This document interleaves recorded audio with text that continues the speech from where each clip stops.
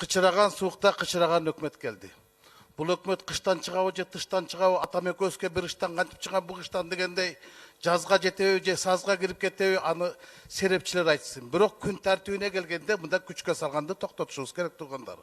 Мухаммедкалый Дүйшекевич 2017 жылдын отчету боюнча, исполнение бюджет боюнча баяндама жазасын, анан суроолорду берейик, анан кийин болчу.